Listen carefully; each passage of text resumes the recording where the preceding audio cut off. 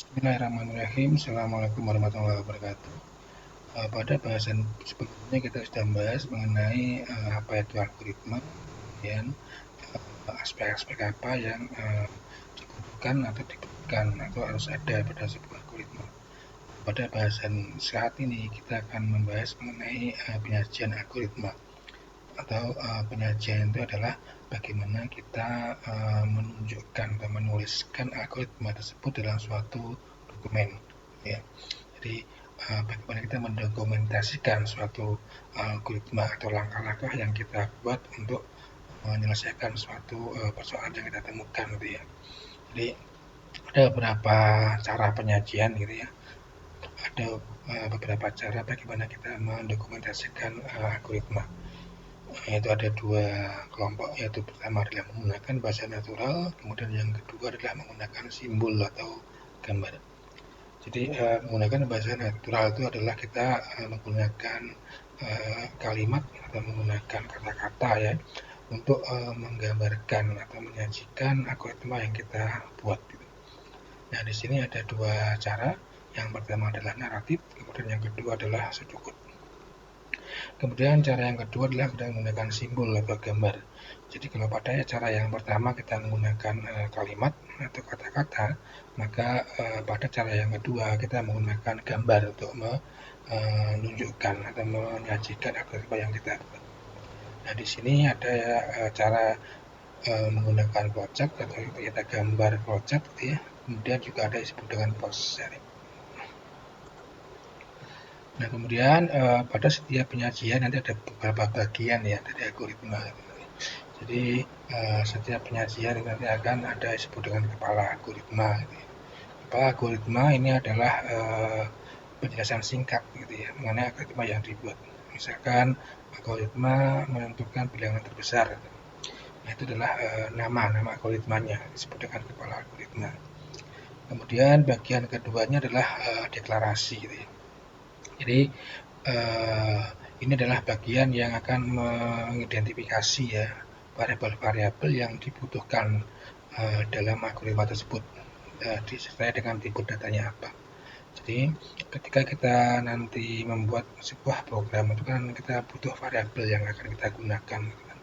Nah, variabel-variabel itu nanti semua diidentifikasi dalam bagian deklarasi. Kemudian yang berikutnya adalah bagian deskripsi, ya. Ini adalah bagian yang menyatakan langkah-langkah, gitu ya. Langkah-langkah yang kita buat untuk menyelesaikan masalah yang kita temukan, ya. Jadi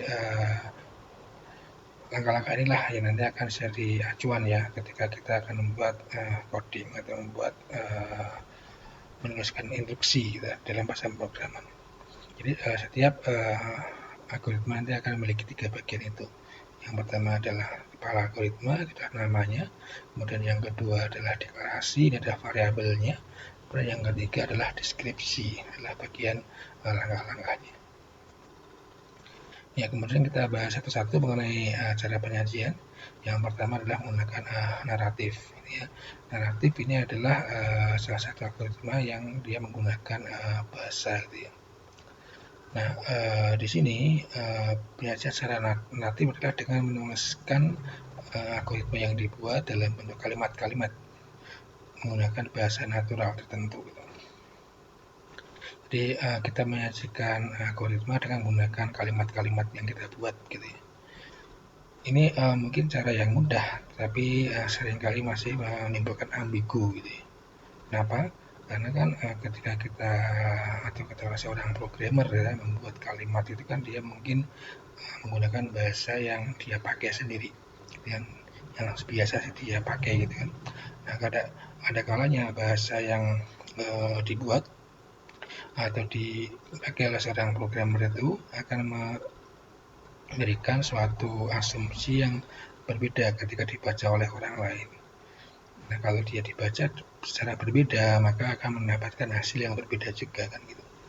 Sehingga tidak ada standar, gitu, tidak ada standarisasi bagaimana kita menggunakan kalimat itu untuk menyajikan atau menggambarkan langkah yang akan dibuat. Itu yang menyebabkan ambigunya, gitu kan. Mungkin kan maksud dari pembuat programmernya adalah A, Mungkin dibaca secara menjadi A plus atau A minus gitu. Sehingga nanti hasil yang didapatkan juga akan berbeda. Sehingga ini pada saat ini lebih jarang digunakan ya digunakan naratif itu. Ini adalah contohnya gitu ya. Ini adalah seorang peserta tes dengan nomor tes tertentu mengerjakan 4 macam soal. Ada nilai 1, nilai 2, nilai 3, dan nilai 4. Kemudian diminta untuk membuat rata-rata nilai dari 4 hasil tersebut. Kemudian untuk menentukan predikat hasilnya ya, hasil lulusan dari nilai tersebut, yaitu apabila hasil rata-ratanya lebih dari sama dengan 60, maka dia dinyatakan lulus. Tapi kalau tidak, maka dinyatakan gagal. Nah, disitu akan diminta untuk menampilkan ya hasil tesnya dan juga predikat dari soal tersebut. Nah, akhirnya ini kita perlu pahami ya. Jadi ketika kita membuat sebuah algoritma itu nanti ada beberapa hal yang perlu kita pahami agar nanti mudah ketika kita membuat algoritmanya.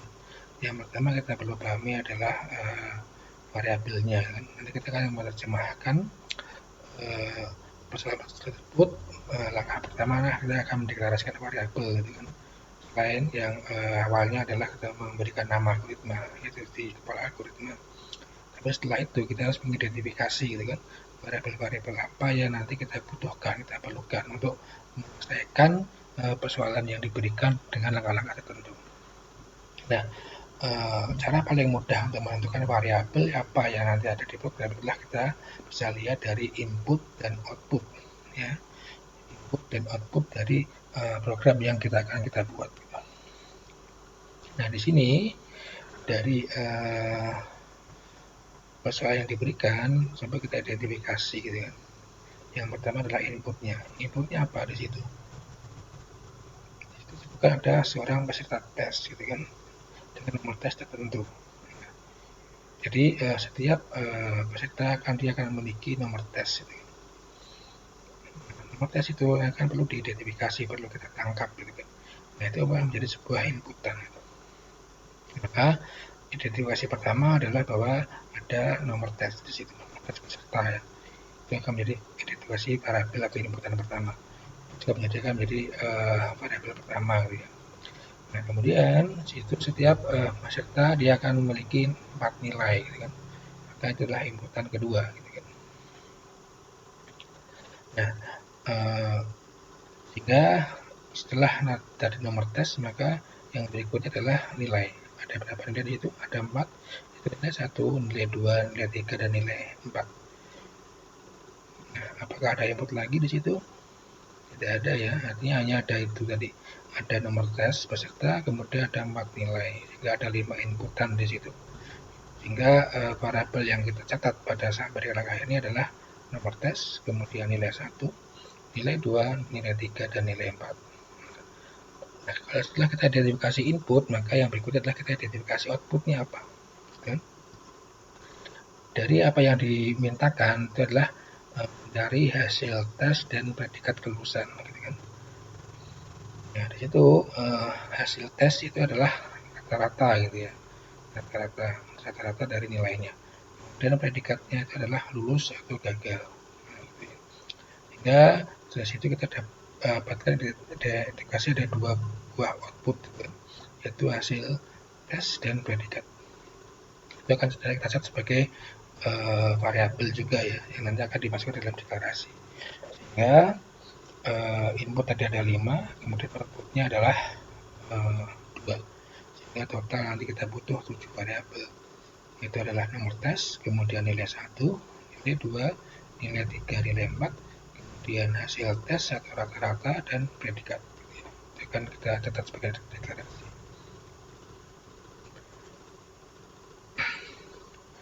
Nah, ini adalah pembacaan yang pertama ya.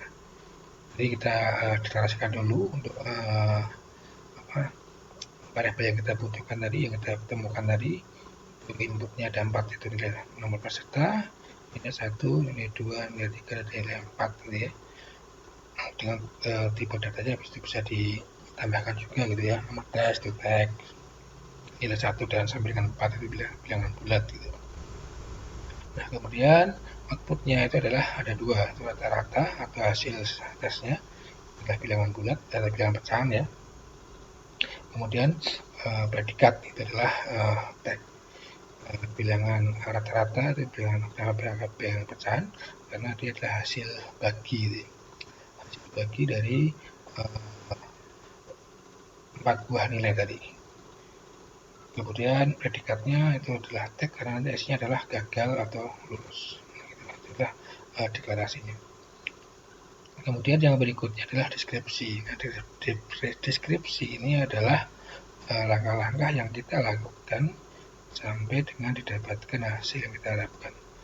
Untuk memudahkan apa langkah-langkah yang kita buat, ya kita identifikasi aja langkah-langkahnya dari mulai kita memberikan inputan sampai dengan kita mendapatkan output gitu ya. Ya, langkah pertama adalah pasti kita memberikan input kan gitu.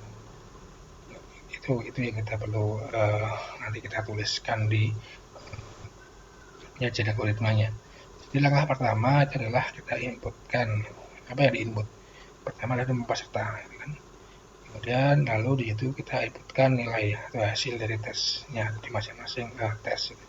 Sehingga situ disebutkan langkahnya adalah inputkan nomor tes, kemudian inputkan nilai 1, nilai 2, nilai 3, nilai 4.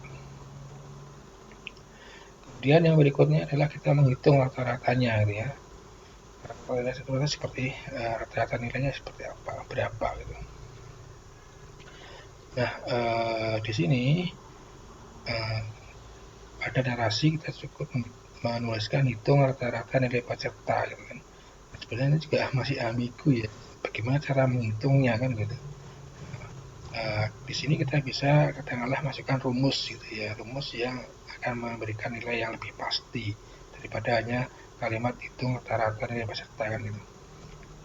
Nah, di situ kita bisa memasukkan atau menuliskan rumus yang dipakai gitu ya.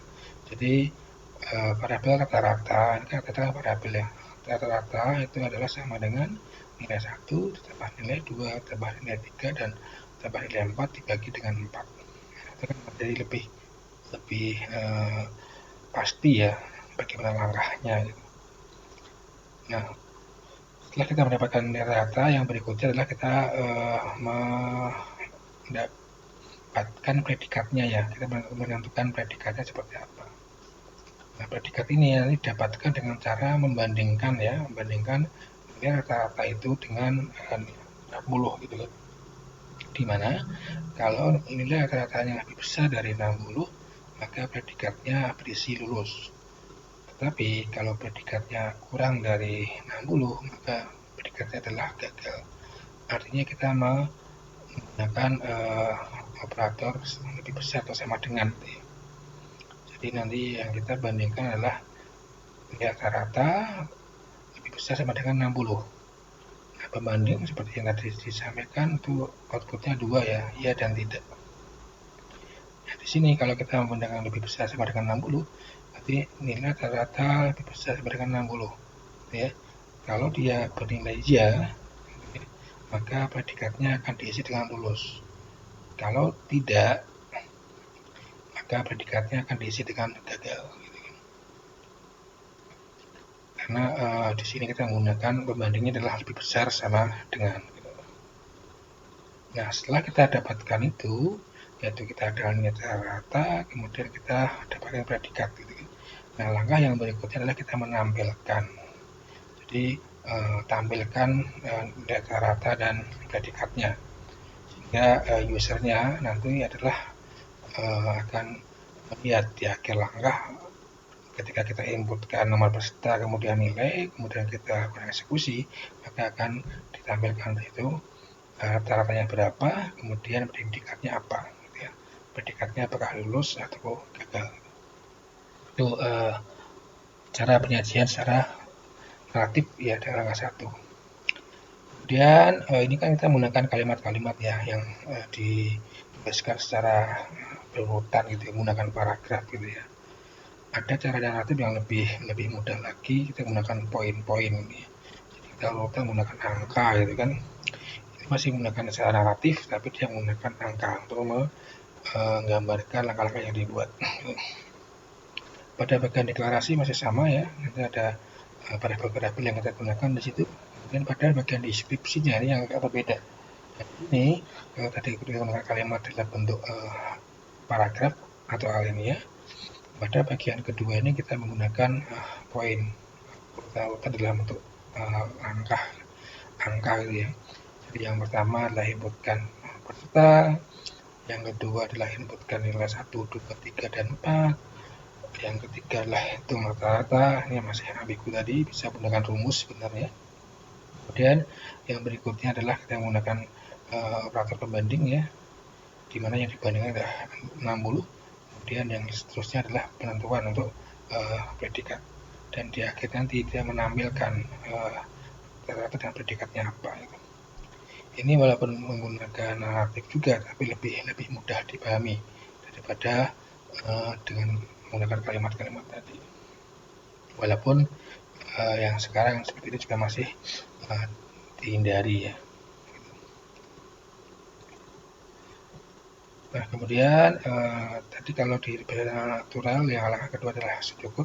Nanti kita bahas pada bahasan berikutnya. Kita bandingkan dulu dengan metode flowchart ya. Jadi flowchart ini adalah suatu cara untuk menampilkan algoritma dengan menggunakan simbol-simbol sebagai gambaran urutan instruksi gitu ya. Jadi dia menggunakan gambar atau simbol.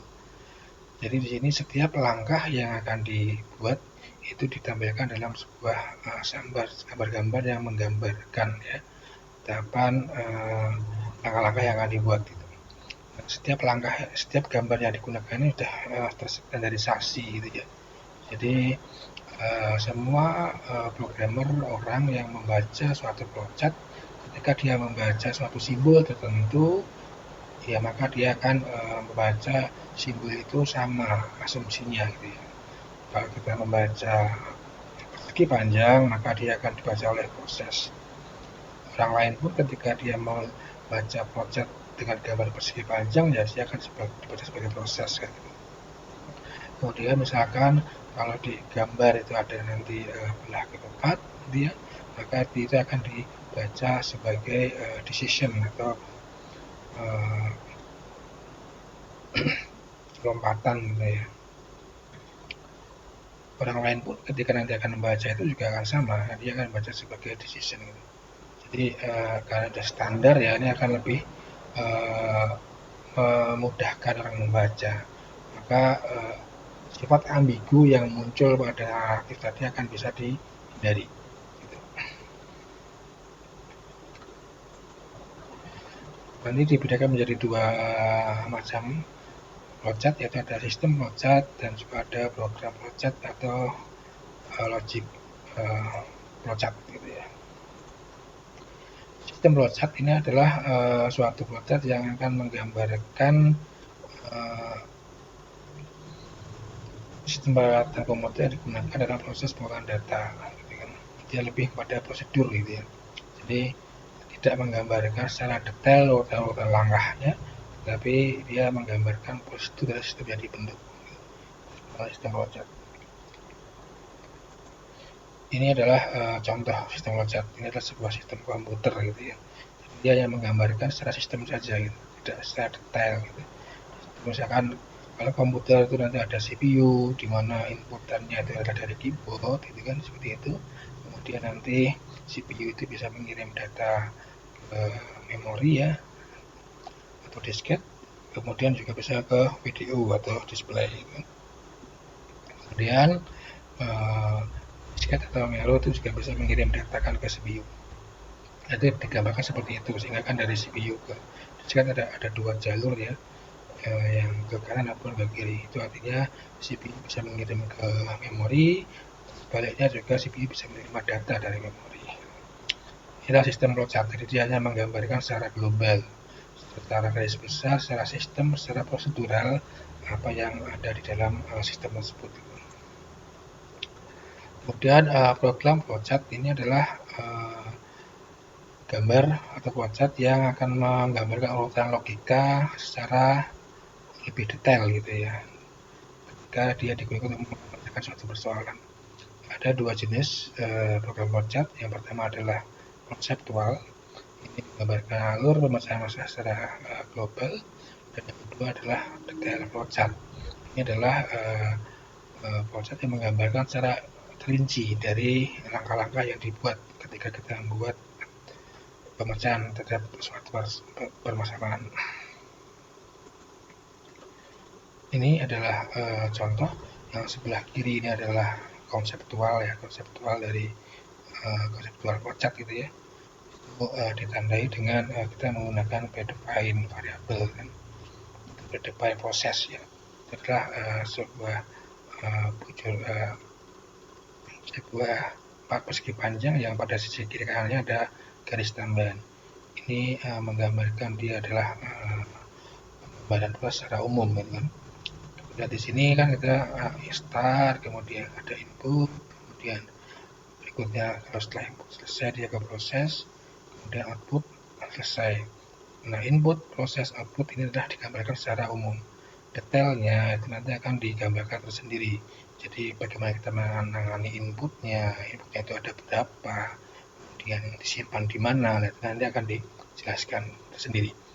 Kemudian juga sama proses, nanti juga akan dijelaskan di prosesnya apa, langkah pertama apa, langkah kedua apa, langkah ketiga apa, dan seterusnya. Jadi ini adalah konseptual ya. Kemudian sebelah kanan ini adalah detail flowchart. Ini akan menggambarkan proses secara detailnya gitu kan, dari awal nanti inputnya dia akan dituliskan di detail. Di situ ada input A, B, C gitu kan. Kemudian prosesnya apa gitu kan. Ini adalah decision, misalkan dia kalau A sama dengan 0 bagaimana, kalau tidak bagaimana, dan seterusnya. Setiap prosesnya dia akan dituliskan di situ sampai dengan akhir dari algoritma. Ini yang disebut dengan detail flowchart. Jadi dia akan menggambarkan secara detail gitu ya, secara detail langkah-langkah yang dibuat oleh programmer itu untuk menyelesaikan satu persoalan. Nah, setiap simbol-simbol yang digunakan ini dia memiliki arti tertentu gitu ya. Jadi kalau seperti ini terminal itu maksudnya apa, kalau dia cetakan ginjal itu maksudnya apa, kalau benda ketupat apa, kemudian kalau empat persegi panjang apa gitu. Itu ada masalah sendiri. Nah, masuk secara simbol nanti kita akan bahas pada bahasan berikutnya mengenai simbol-simbol flowchart gitu ya. Nah, kemudian yang berikutnya adalah PostScript. Ini sama seperti flowchart ya, penyajian algoritma menggunakan gambar ya, dimana kalau dia flowchart itu menggunakan simbol-simbol yang masing-masing simbol memiliki arti tertentu. Kalau PostScript itu menggunakan simbol yang sama, itu adalah kotak gitu ya. Jadi tidak ada simbol-simbol yang berbeda. Semuanya menggunakan empat persegi panjang, tidak ada anak panah, gitu ya. Kemudian ya tidak ada anak panah yang beda, dan lebih mudah dipahami. Gitu. Jadi dia hanya menggunakan empat persegi panjang saja. Ini contohnya gitu ya. Jadi yang tulis seperti ini. Ini adalah persegi panjang dituliskan. Ini adalah deklarasinya ya. Total sama dengan 0, founder pilih gitu kan. Ini juga adalah baca bilangan ini sama seperti ini inputnya gitu ya. Kalau di flowchart kan input dia nanti boleh beda, tapi kalau di PostScript input simbolnya adalah sama. Kemudian yang berikutnya ini adalah looping ya. Jadi looping juga ada pada PostScript digambarkan dengan gambar yang seperti ini, while ya, kita menggunakan while, di mana pada blok sebelah dalam ini adalah blok instruksi yang akan dijalankan ketika kondisi while-nya dia terpenuhi. Baru ketika dia while-nya tidak terpenuhi, maka dia akan keluar dari instruksi ini. Ini adalah untuk looping-nya seperti ini. Kemudian kalau yang ini adalah untuk yang decision-nya. Jadi dia menggunakan if-nya gitu ya. Kalau di flowchart kita menggunakan bilah ketupat gitu kan, tapi kalau yang di sini ya sama seperti ini, kita menggunakan empat persegi panjang, di mana nanti adalah kondisi yang akan kita cek ditulis di tengahnya, kemudian pada bagian kiri kanan itu ada ya dan tidak atau yes dan no. Nah, blok di bagian bawahnya ini adalah yang akan dijalankan ketika kondisinya bernilai ya, di bawah ya ya, dan di bawah no atau tidak itu akan dijalankan ketika kondisi bernilai salah. Jadi semuanya menggunakan 4 persegi panjang, tetapi hanya berbeda di mapping dan di decision gitu ya, walaupun semuanya menggunakan 4 persegi panjang seperti ini. Nah, kemudian yang berikutnya adalah sedukut. Ini adalah penyajian algoritma menggunakan bahasa natural yang kedua gitu ya. Sedukut itu penulisan algoritma yang lebih mirip kepada bahasa pemrograman. Jadi walaupun dia menggunakan bahasa natural, tetapi sifat ambigu mungkin juga sudah dikurangi gitu ya. Karena dia dilekatkan, didorong lebih mendekati adalah ke bahasa pemrogramannya gitu. Syaratnya adalah masing-masing operasi dijelaskan dengan singkat dan tepat. Kemudian sekelompok statement dapat dibentuk dengan model-model atau prosedur yang diberikan nama. Ya, jadi nanti ada nama prosedur yang kita bisa berikan di situ. Kemudian penyajiannya pada bagian nama algoritma. Jadi ada nama algoritma dan definisi dari variabel yang digunakan atau deklarasi ya.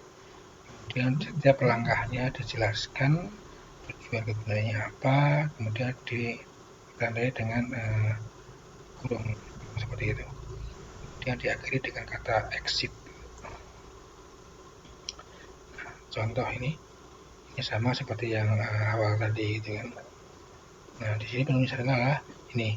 Jadi langkahnya dia dituliskan menggunakan suatu kalimat dalam kurung seperti ini. Jadi dia input, nomor tes, dan keempat nilai. Ini adalah langkah-langkah yang diberikan untuk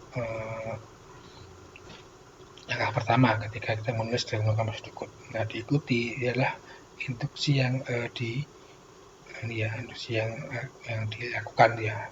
Kita berikan dia read, maka dia read notas nilai 1, nilai 2, nilai 3, nilai 4 gitu. Kemudian ini adalah hitung rata-rata. Kalau pada